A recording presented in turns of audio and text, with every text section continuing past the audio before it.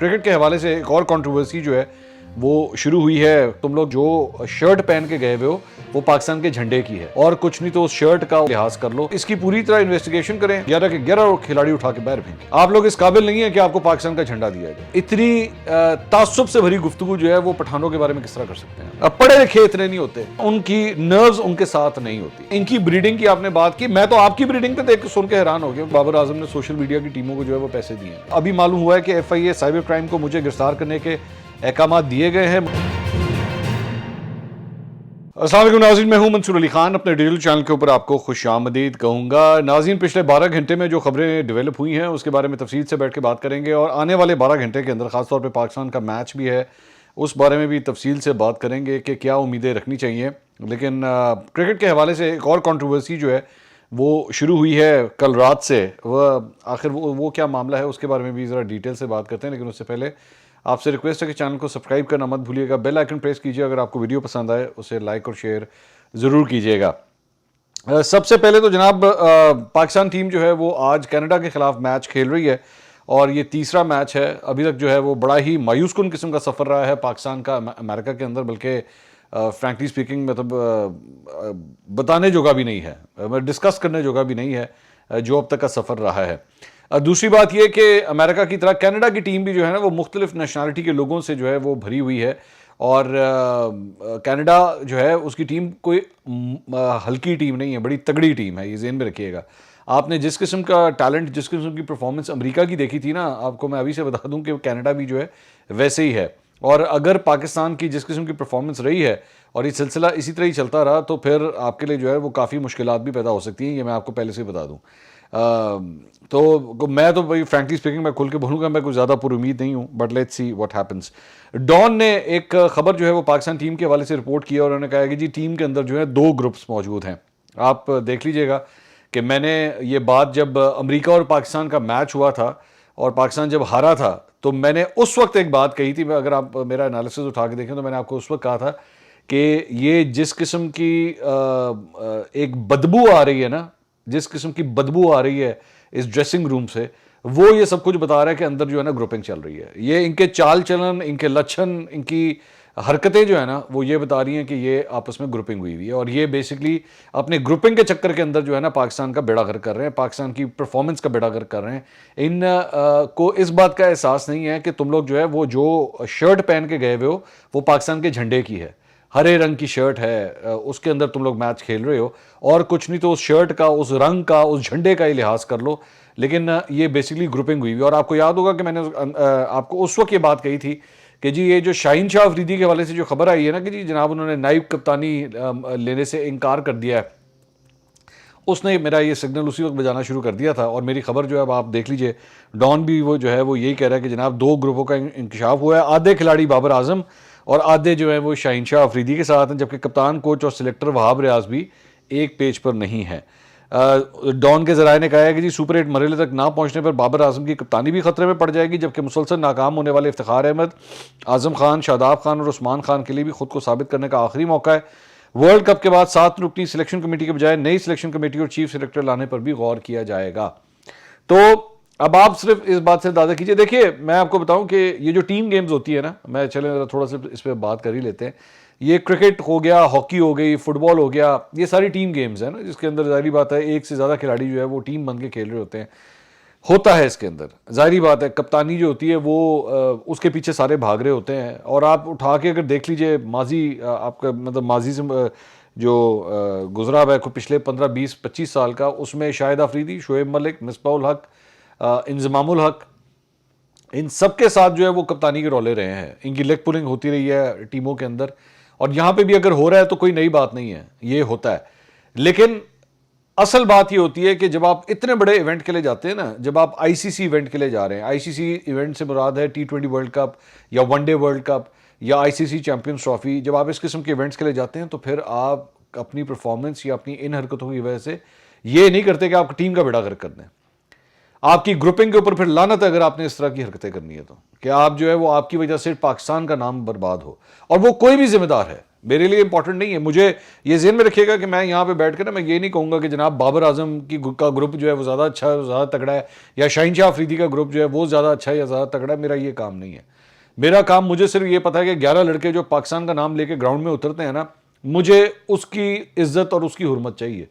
मुझे उसकी वो चाहिए, उसकी प्राइड चाहिए कि यार ये अगर ग्राउंड में उतरे हैं ना तो ये पाकिस्तान की इज्जत लेके उतरे हैं, और खुदा के लिए उस इज्जत का बेड़ा गर्क मत करना इररिस्पेक्टिव।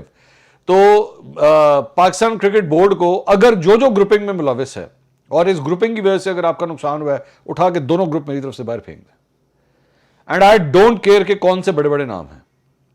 अगर तो इसकी पूरी तरह इन्वेस्टिगेशन करें, और अगर इसमें कोई भी अपनी इन ग्रुपिंग की वजह से ही पाकिस्तान अगर ये मैच हारा है, मेरी तरफ से 11 के 11 खिलाड़ी उठा के बाहर फेंके।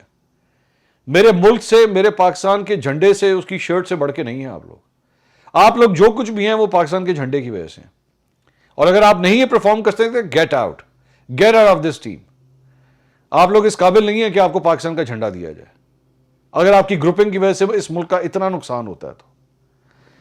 आगे जी, एक और जो सिलसिला कल शुरू हुआ है, काशिफ अब्बासी साहब के शो में जो है वो एजाज अहमद साहब, साबिक क्रिकेटर जो है वो तशरीफ लाए हुए थे, और उन्होंने एक गुफ्तगू की है जिस पे मुझे बड़ा सख्त एतराज़ है, बल्कि सोशल मीडिया पे भी बहुत से लोगों ने इसके ऊपर जो है एतराज़ किया है।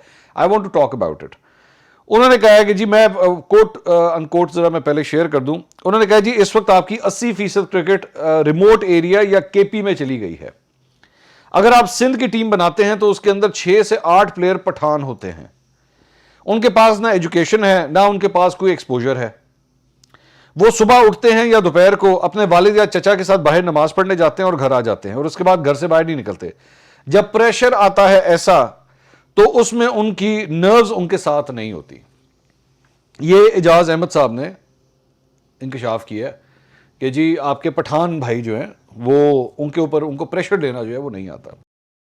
अच्छा, मैं गुफ्तगू का आगाज़ करने से पहले, अब जो भी मेरे तासुरात भी आप सुनेंगे ना थोड़ी देर में, उससे पहले ये बहुत ज़रूरी है कि एक बात क्लियर कर दूं कि मेरे नाम के एंड पे खान आता है, लेकिन ये मत समझिएगा कि मैं पठान हूँ, ये मैं क्लियर कर दूं। तो इसलिए अब जो मैं अगली बात कहने जा रहा हूं तो उसका ये तासुर मत ले लीजिएगा कि यार चूंकि मंसूर अली खान है तो ये इसलिए इस किस्म की बात कर रहा है। एजाज साहब, मुझे आपकी गुफ्तगू सुन के ना मुझे शर्मिंदगी हुई है लिटरली, कि आप इतनी तासुब से भरी गुफ्तगू जो है वो पठानों के बारे में किस तरह कर सकते हैं। मतलब आपके ख्याल में उनके कैरेक्टर्स, उनका टैलेंट या उनका कुछ भी, उसका खेलने फूलने का ताल्लुक पठान होने के साथ है। मतलब मैं खुद, जब पहले आपको मैंने बात की कि मैं पठान नहीं हूं, लेकिन मैं I was born in Punjab, I am Punjabi, मेरी परवरिश पंजाब में हुई है, मेरे वालिद पंजाबी हैं। लेकिन मैं अब आपको ये बताऊं कि जनाब, पंजाबियों के अंदर भी बहुत से ऐसे इश्यूज होते हैं टीम के अंदर, जो बहुत से लोगों ने जो गुल खिलाए हैं माजी के अंदर। चले, मैं अगर उठा के देख लूँ, सलीम मलिक आपके रिश्तेदार हैं ना, सलीम मलिक साहब ये एजाज अहमद साहब के रिश्तेदार हैं, ये मोहम्मद आमिर, ये सलमान बट, ये मोहम्मद आसिफ, ये इन्होंने जो प्रेशर में आके प्रेशर जिस तरह रिलीज किया है, इनका ताल्लुक क्या, अब ये कह दिया जाए पंजाबी सारे इस तरह के होते हैं? आप वैसे 10,000 दफा जो मर्जी कहें, लेकिन उसका आप इस चीज के साथ अच्छा। फिर उसके बाद इन्होंने कहा कि जी वो पढ़े लिखे इतने नहीं होते। आपके माजी के क्रिकेटर्स जो है वो 4-5 अगर बीच में से निकाल दिए जाएं, कितने को ज्यादा पढ़े लिखे हुए थे मुझे बताइए। मतलब आए ना बैठ के एक एक करके नाम लेना शुरू करते, वो क्रिकेटर्स जो आपके साथ खेलते थे कितने को पढ़े लिखे हैं बताइए, पंजाब से जिनका ताल्लुक है। मैं गिने चुने ही आपको मिलेंगे जो वो काफी ज्यादा पढ़े लिखे होंगे, वरना बाकी तो बुरा ही हाल था। मतलब Saeed Anwar was one of them, Misbah ul Haq was one of them, जो काफी एजुकेटेड थे। सलमान बट, इतने एजुकेशन के बावजूद उन्होंने क्या हरकत की थी। तो और दूसरी बात यह कि मैं पठानों की क्वालिटीज अब आपको गिनाना शुरू कर दूं, फिजिकली ज्यादा स्ट्रांग होते हैं, ज्यादा तगड़े होते हैं, जो बिल्ट इनके अंदर होती है वो शायद आपको पूरे पाकिस्तान में किसी भी और एथनिसिटी के लोगों की नहीं मिलेगी।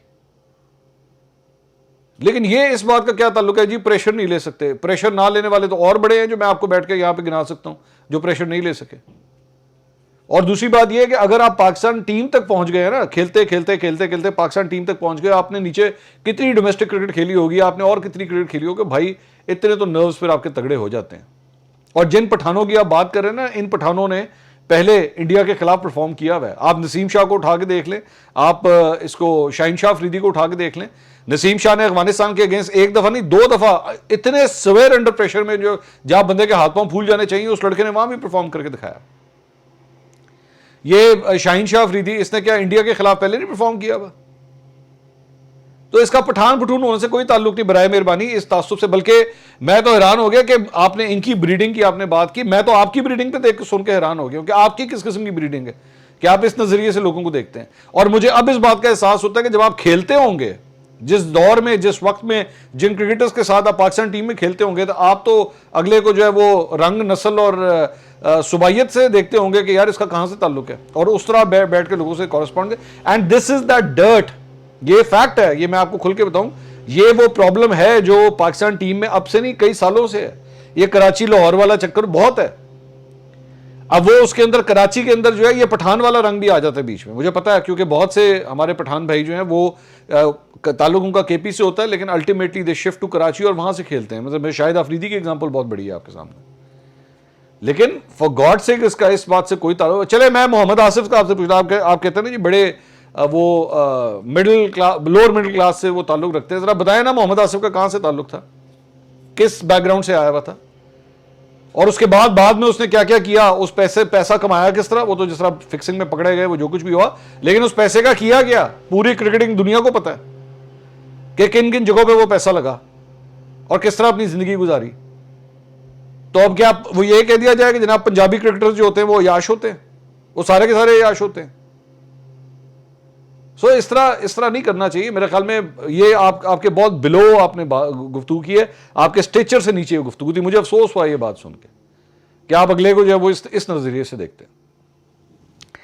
इसके अलावा जनाब और एक अहमद शहजाद साहब भी जो है वो कल आए हुए थे शाहजेब खानजादा के प्रोग्राम में। वो फरमाते हैं कि जी 4-5 साल आप खेलते रहते हैं और फिर झूठ बोलते रहते हैं लोगों को, उसके बाद आप हार जाते हैं तो लोगों को पागल बनाते हैं कि बाबर ने 4 दिन से खाना नहीं खाया, शादाब को 4 दिन से नींद नहीं आ रही, रिजवान जो है वो सो ही नहीं रहे हैं। ये आपको सारे पैसे पाकिस्तान क्रिकेट ने आपके अमाउंट बढ़ाए थे, वो आपको इवॉल्व होने में लगाने थे। आपने वो सारे पैसे सोशल मीडिया पर लोगों को पागल करने में लगा रहे हैं, झूठी कैंपेन चलाते हैं।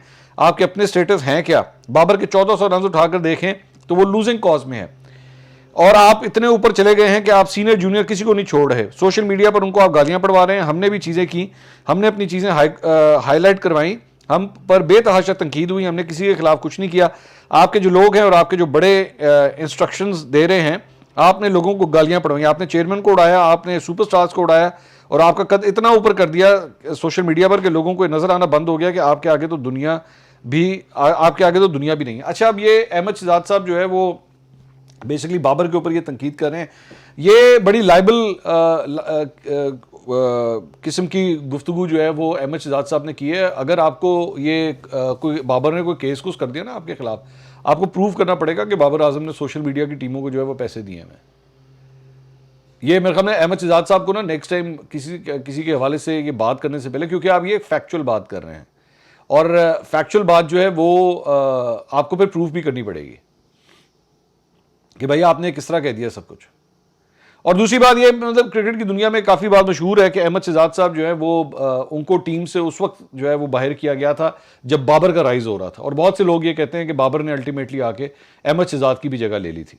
सो I will take his opinion with a pinch of salt, क्योंकि माजी रहा है इन दोनों के दरमियान। जारी बात है, आपकी जगह जब कोई और क्रिकेटर आके ले लेता है ना टीम के अंदर और पक्की ले लेता है, फिर छोड़ता नहीं है, तो फिर उसके बाद जारी बात है आपको बहुत से ऐप नजर आते हैं उसके अंदर, बाबर के अंदर, मतलब बहुत से ऐप आपको नजर आएंगे ऑब्वियसली। जरा सियासत के मैदान से भी कुछ खबरें शामिल करें। जनाब अली अमीन गंडापुर साहब ने गुफ्तगू की है और फरमाते हैं कि आइन तोड़ने वालों के साथ क्या करना है यह वक्त आने पर ही बताएंगे। जिस दिन हमें लगा कि ये इमरान खान को -1 करने का सोच रहे हैं, तो फिर ऐसी तारीख रकम करेंगे कि पूरी दुनिया में कोई किसी सियासी लीडर के साथ ऐसा करने का सोच भी नहीं सकेगा। मैं भुट्टो को इक़्तिदार पर बिठाने के लिए एक पार्टी के मैंडेट को तस्लीम नहीं किया गया, 1971 में, सॉरी, भुट्टो को इक़्तिदार पर बिठाने के लिए एक पार्टी के मैंडेट को तस्लीम नहीं किया गया, जिसका नतीजा ये निकला कि मुल्क टूट गया और फिर भुट्टो को भी फांसी दे दी गई। मैं इमरान खान के विजन के मुताबिक सूबे को चला रहा हूं, जबकि मरियम नवाज काम कुछ नहीं करती बल्कि सिर्फ तशहीर पर तवज्जो है। हमने हेल्थ कार्ड बहाल कर दिया और अब उसकी हद 20 लाख रुपए तक बढ़ाएंगे। हम SIFC के खिलाफ नहीं बल्कि भरपूर ताउन कर रहे हैं। पार्टी आपकी कुछ कहती है, आप कुछ कहते हैं। मैंने माजी के पहले भी ये बात कही थी कि पाकिस्तान तहरीक इंसाफ जो है पूरी की पूरी SIFC के खिलाफ ट्वीट्स कर रही है, सब कुछ कर रही है, ये स्क्रीन के ऊपर भी आप देख रहे हैं। और अली अमीन गंडापुर साहब कहते हैं जी हम SIFC के खिलाफ नहीं बल्कि भरपूर ताउन कर रहे हैं। मैं तुसी चाहते क्यों हो यार, आप अपने वोटर को किस किस्म के मिक्स सिग्नल्स दे रहे हैं। मैंने उस वक्त भी, अगर आपको याद हो, मैंने ये बात कही थी कि पाकिस्तान तहरीक इंसाफ बैठ के पूरा SIFC के खिलाफ बयानियां बनाती है ट्विटर के ऊपर, अली अमीन गंडापुर साहब उसी SIFC के साथ जाके उस मीटिंग को अटेंड भी करते हैं जाके, और जब पहले उनको इनवाइट नहीं किया जाता तो फिर चीखें भी मारते हैं। उनकी पूरी KP की जो वो जो पूरी एडमिनिस्ट्रेशन थी वो चीखें मारना शुरू हो गई, जी अली अमीन गंडापुर को आपने SIFC के अंदर क्यों नहीं बुलाया। आप चाहते क्या है, पाकिस्तान तहरीक इंसाफ के फॉलोअर को क्या मैसेज दे रहे हैं आप, क्या करना क्या SIFC का, आप लोगों ने एक्सेप्ट करना है नहीं करना। आप कहते हैं मैं ताउन कर रहा हूं, PTI आपकी जो पार्टी है वो कोई और पॉइंट ऑफ व्यू देती है। एक सवाल के जवाब में उन्होंने कहा जी गवर्नर फैसल करीम कुंडी, आसिफ जरदारी और बिलावल के कहने पर मेरे खिलाफ बात करते हैं, लेकिन सियासी गुफ्तगू करना गवर्नर का काम नहीं। गवर्नर से मैं किस बात का मुनाजरा करूं, क्या उस बात का मुनाजरा करूं कि उसने मेरे से आधे वोट भी नहीं लिए। 2000 अरब रुपए से ज्यादा सूबे के वाजबात हैं। विफाक खैबर पख्तूनख्वा हुकूमत से बड़ा रेवेन्यू हासिल कर रहा है। आर्मी चीफ बताएं कि मेरे वालिद ने फौज से रिटायरमेंट ली या निकाला गया था क्योंकि फैसल करीम कुंडी ने मेरे मरहूम वालिद से मुतालिक ऐसी गुफ्तगू की है। तो ये अली अमीन गंडापुर साहब और गवर्नर साहब के दरमियान जो है ये गिड़बिड़ जो है बड़ी देर की चल रही है। इसके अलावा जनाब इद्दत में निकाह केस में बुशरा बीबी और इमरान खान की दरख्वास्तें जो है वो आज समाअत के लिए मुकर्रर हैं। इंपॉर्टेंट दिन है आज उनके लिए। और इस्लामाबाद हाई कोर्ट के जस्टिस मियां गुल हसन औरंगजेब इन दरख्वास्तों पर समाअत करेंगे। रजिस्ट्रार ऑफिस ने दोनों दरख्वास्तों पर एतराज़ात आयद कर रखे हैं। बुशरा बीबी की दरख्वास्त में अपील की गई है कि सेशन कोर्ट में ज़ेर इल्तवा सज़ा मौतली की दरख्वास्त पर हाई कोर्ट फैसला करे। इमरान खान ने इस्तदा की है कि केस वापस भेजकर सेशन जज शाहरुख अर्जुमन को महफूज फैसला सुनाने का हुक्म दिया जाए या फिर हाईकोर्ट खुद फैसला सुनकर अपील करे। रऊफ हसन साहब ने जो है वो शहबाज शरीफ साहब के ऊपर ट्वीट किया। उन्होंने जो है वो उस तस्वीर में शहबाज शरीफ, आर्मी चीफ इसहाक डार, एहसन इकबाल और ख्वाजा आसिफ, बेसिकली उनकी दौरे चीन की ये तस्वीर है, तो उसके ऊपर उन्होंने ट्वीट किया। उन्होंने कहा suits and boots will not suffice to hide paucity of ideas and nudity of intent. Empty-headed they went and empty-handed they came back. Yet no shame, no remorse. Instead, a reckless drive to push the country to the brink continues unabated by the bunch of crooks and criminals. अच्छा, अब इसके अंदर ये सारा कुछ जो है वो जहाँ पे नून लीग की इस क़यादत को या नून लीग की हुकूमती अरकान को कह रहे हैं, वहीं पे आर्मी चीफ को भी जो है उन्होंने ये सारा कुछ बीच में कह दिया। उन्होंने कहा कि जनाब आप लोग जो है वो खाली सरों के साथ, खाली दिमागों के साथ गए थे और खाली हाथों के साथ जो है वो आप वापस आए हैं। आपको कोई शर्मो हया नहीं है और आपकी इन्हीं हरकतों की वजह से जो है वो मुल्क जो है वो चोरों और डाकुओं के हाथ में जो है वो जा चुका है, लेकिन कोई पूछने वाला नहीं है। ख्वाजा आसिफ साहब ने जो है इस ट्वीट के ऊपर जवाब दिया, कोट ट्वीट किया। उन्होंने कहा रऊफ साहब आपने क्रुक्स एंड क्रिमिनल्स के साथ अच्छा वक्त गुजारा है। रऊफ हसन साहब के बारे में फरमा रहे थे कि आपने नून लीग के साथ एक वक्त गुजारा है। हम आज भी आपकी इज्जत करते हैं। 7 क्लब रोड पर आपका दफ्तर होता था लाहौर में। शहबाज शरीफ के आप एडवाइज़र थे। जब शरीफ बरादरान जिला वतन थे आप लंदन PMLN की मीटिंगों में शिरकत करते थे, अनमोल मशवरे देते थे, क़यादत के चहीते थे। आपके साथ ख़ानदानी ताल्लुक भी है। जहाँ अच्छा वक्त गुजरा हो वहाँ ऐसी ज़बान नहीं इस्तेमाल करते, अच्छे वक्त को याद रखते हैं, ये इंसान की क्वालिटी होती है। अल्लाह आपको खुश और आबाद रखे, आमीन। तो रऊफ हसन साहब को उन्होंने कहा कि और कुछ नहीं तो माजी का एहसास कर लें, हमारा वक्त जो है आपस में बहुत अच्छा गुजरा हुआ है, तो ऐसा नहीं करना चाहिए। अच्छा जी, इसके अलावा एक बड़ी अफसोसनाक खबर सामने आई, वो ये कि शहबाज गिल साहब ने जो है वो ट्वीट किया। उन्होंने कहा मेरे नाकर्दा जराइम के बदले मेरे बड़े भाई गुलाम शबीर साहब को कल लाहौर से अगवा कर लिया गया है। वैसे सियासत कोई जुर्म नहीं, लेकिन आजकल क्योंकि बना दिया गया है तो बताता चलूँ कि मेरे भाई का सियासत से कोई दूर दूर तक लेना देना नहीं है। चंद दिन पहले एक बहुत ताकतवर शख्सियत ने मुझे फ़ोन पर धमकियाँ दी और उसके बाद मेरे भाई को अगवा किया गया। मुझे पता था और है कि सच बोलने के नतायज भुगतना पड़ेंगे, लेकिन मेरा अल्लाह पर ईमान है कि अल्लाह जो करेगा बेहतर करेगा। I want to condemn this कि ये इससे पहले जो है वो अज़हर मशवानी जो पाकिस्तान तहरीक इंसाफ का सोशल मीडिया का वो लड़का इंचार्ज है, उसकी भी 2 भाइयों को इसी तरह ही उठाया गया और अब शहबाज गिल के साथ भी जो है वो यही किया गया है। मैंने उस वक्त भी ये बात की थी कि मुझे भी शहबाज गिल से बहुत इख्तलाफ है। मैं शहबाज गिल की तर्ज सियासत, उनकी सोच, उनके बहुत से आइडियाज़ से मैं इख्तलाफ करता हूँ और अज़हर मशवानी के हवाले से भी। इन दोनों अफराद ने सोशल मीडिया का बहुत गलत इस्तेमाल किया है, लेकिन भाई एक शख्स की गलती की सज़ा आप उसके ख़ानदान को किस तरह दे सकते हैं? ये कोई मतलब कोई जरगा सिस्टम तो नहीं है ना, ये कोई गाँव देहात की कोई पंचायत सिस्टम तो नहीं चल रहा कि जी अगर आपके फ़लाँ बंदा जो है अगर आपको उससे इख्तलाफ है या उसने कोई जुर्म किया है तो भाई वो तो हमें नहीं मिल रहा, तो आप उसके ख़ानदान के लोगों को उठा के ले जाएँ कि चलो तू तो काबू नहीं आ रहा, तेरे बंदे हम काबू कर लें। इस तरह मत कीजिए, इस तरह सिर्फ और सिर्फ आपका नुकसान होगा और पाकिस्तान तहरीक इंसाफ के लिए या अजहर माशवानी के लिए या शहबाज गिल के लिए लोगों के दिलों में सिर्फ हमदर्दी जागेगी और कुछ भी नहीं होगा, इवन तो वो गलत भी क्यों ना हो, लेकिन सिर्फ और सिर्फ फिर भी हमदर्दी ही जागेगी। So I don't know who takes all these sort of decisions, इससे कोई फर्क नहीं पड़ेगा, इससे आपका उल्टा नुकसान ही हो रहा है।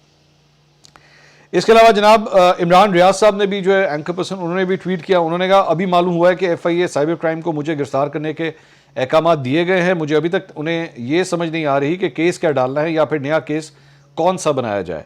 मेरा हज पर जाने की नीयत करना और उसके लिए कानून का दरवाज़ा खटखटाना ही शायद मेरा जुर्म है।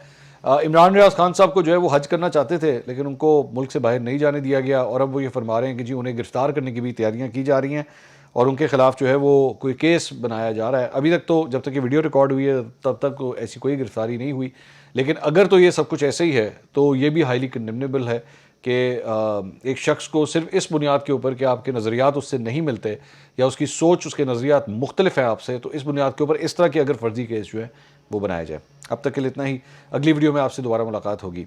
अल्लाह हाफ़िज़।